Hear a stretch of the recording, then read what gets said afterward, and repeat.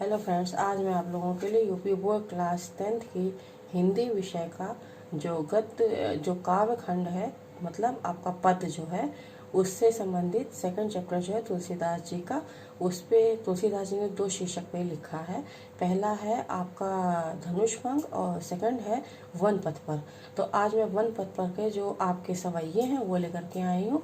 और फ्रेंड्स, ऐसा है कि आप इसको देखिए और समझने की कोशिश करिए। तुलसीदास जी ने बहुत अच्छा लिखा। ये उस समय का है जब अयोध्या कांड से जब रामचंद्र जी को वनवास के लिए जाना पड़ा था, ये उसी समय का है। तो देखिए, आपका पहला जो है इसमें आपको मैं बताती हूँ।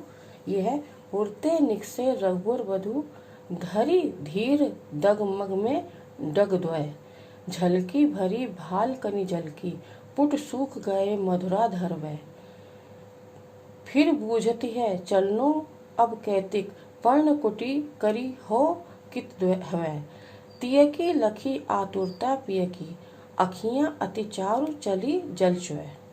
ये आपका सवैया है। अब आपको इसके बारे में बताना है कि ये कब किस समय का प्रसंग है, इसके रचयिता कौन है, इसकी व्याख्या क्या है। तो आपको मैं संदर्भ, प्रसंग, व्याख्या और रस, छंद, अलंकार जो कि काव्यगत के अंतर्गत आते हैं, उसके बारे में आपको बताऊंगी। तो फ्रेंड्स, ऐसा है कि इसमें जो है पहले आप संदर्भ लिखे। संदर्भ में आपको लिखना है सर्वोत्तमुखी तथा प्रतिभाशाली हिंदी कविता कामनी के सौभाग्य सिंधु महाकवि तुलसीदास द्वारा रचित रचनाओं में कवितावली एक महत्वपूर्ण रचना है। प्रस्तुत पद हमारी हिंदी की पाठ्य पुस्तक की वन पथ पर शीर्षक कविता से अवतरित है, जो कवितावली के अयोध्या कांड से संकलित है। ये आपको इसमें लिखना है। ये मैंने रट से कर दिया है, ठीक है।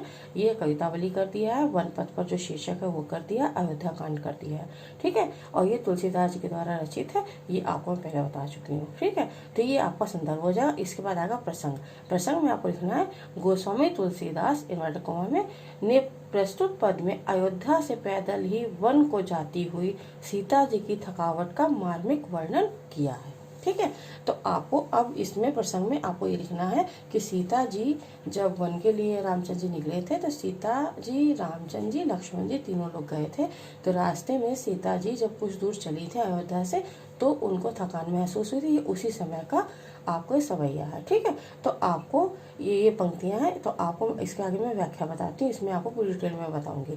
व्याख्या में आपको लिखना है कवि कहता है कि श्री राम की पत्नी सीता जी, लक्ष्मण और स्वयं श्री राम बड़े धीरज के साथ श्रृंगारपुर से आगे 2 कदम ही चले थे। श्रृंगारपुर ये आपका इलाहाबाद के रास्ते में पड़ता है, ठीक है।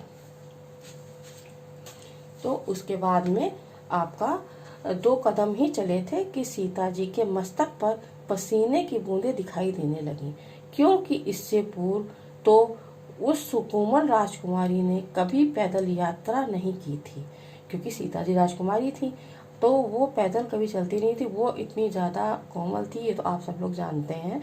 तो उसके बारे में आगे बता, जब उनको जाना पड़ा वन के लिए, तब उनके रास्ते में किन किन परिस्थितियों से उनको गुजरना पड़ा, उसके बारे में आपको बताऊंगी। उनके मधुर कोमल होठों के पुट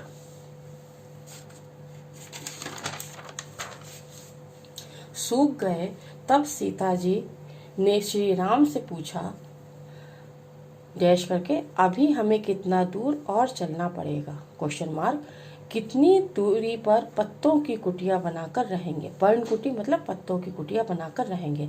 अंतर्यामी श्री राम सीता जी की व्याकुलता का कारण तुरंत समझ गए कि वे बहुत थक चुकी हैं और विश्राम करना चाहती हैं। राजमहल का सुख भोगने वाली अपनी पत्नी की इस व्याकुलता को देखकर श्री राम के सुंदर नेत्रों से आंसू टपकने लगे।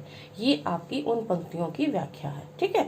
इसके बाद आपको लिखना काव्य सौंदर्य। काव्य सौंदर्य में लिखना भाषा सरस एवं मधुर ब्रज भाषा, शैली है चित्रात्मक और मुक्तक, छंद है सवैया, अलंकार है अनुप्रास, रस है श्रृंगार, गुण है प्रसाद और माधुर्य। पहले आपको मैंने दोहा और चौपाई के बारे में बताया था, ये सवैये हैं, ठीक है। ये सवैया भी कभी कभी एग्जाम में पूछ लिया जाता है। दोहा चौपाई तो पूछा ही जाता है, लेकिन ये भी आता है, ठीक है। तो इसके बाद इनका सेकंड जो है, इसी चैप्टर वन पथ का जो सेकंड है, उसके बारे में आपको बता रही। सेकंड है जल को गए लखन है लरिका, परिखो पिया छहा धरी खैर ठाड़े, पोछे पसेऊ बयारू बयारी करो, और उपाय पखारे भूभरी धारे। तुलसी रघुबर प्रिया राम जानी,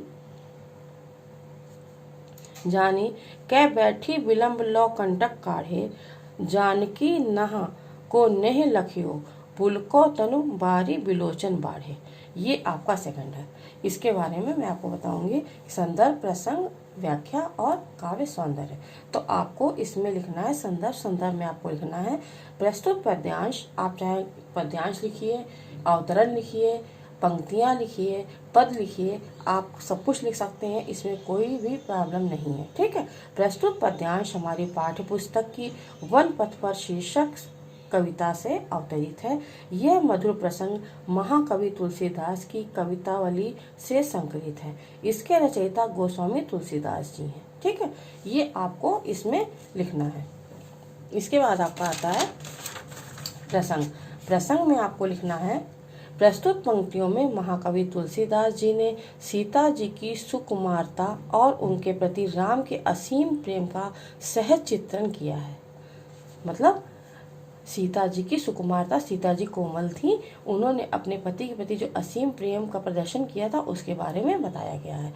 इसमें आगे व्याख्या में आपको लिखना है कवि कहता है कि सीता जी श्रृंगारपुर से आगे चलने पर थक जाती हैं, वे विश्राम करने की इच्छा करती हैं। वे श्री राम से कहती हैं कि हे प्रियतम, लक्ष्मण पानी लेने गए हैं। यहाँ संबोधन चिन्ह आएगा, पानी लेने गए हैं, वह अभी बच्चा है। लक्ष्मण जी छोटे थे, इसीलिए उन्होंने वह अभी बच्चा है और यह निर्जन मतलब सुनसान स्थान है, इसलिए घड़ी भर छाया में खड़े होकर लक्ष्मण की प्रतीक्षा कर लो, तब तक मैं आपका पसीना पोंछकर हवा कर दूंगी। श्री राम जी यह सुनकर समझ गए कि सीता जी थक चुकी हैं और सीता जी कहती हैं कि गर्म रेत पर चलने से आपके पांव जल गए होंगे, उन्हें मैं धो दूंगी।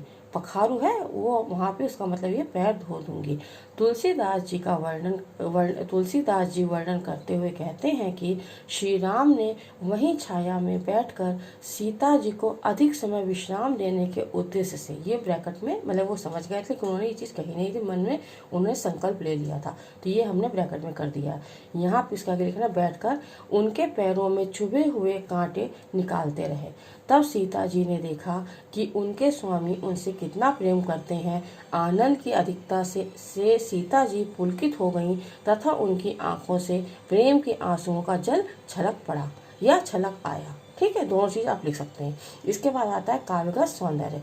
भाषा है ब्रज, शैली है मुक्तक, छंद है सवैया, रस है श्रृंगार, अलंकार है अनुप्रास, गुण है माधुर्य। तो फ्रेंड्स ये बहुत ही सुंदर लिखा तुलसीदास जी ने और आप इसको पढ़िए और समझने की कोशिश करिए। फ्रेंड्स ये आपको एग्जाम में हेल्प करेगा। और मेरे इस चैनल पर जो भी नए हैं वो इसको सब्सक्राइब करिए और बेल आइकन दबाना ना भूलिए, जिससे कि आप तक मेरा नया वीडियो सबसे पहले पहुंचे। और फ्रेंड्स मैं अपने नेक्स्ट वीडियो में इसी संबंधित और सवैया लेकर के आऊँगी। और मेरे इस वीडियो को लाइक करिए, शेयर करिए। थैंक्स।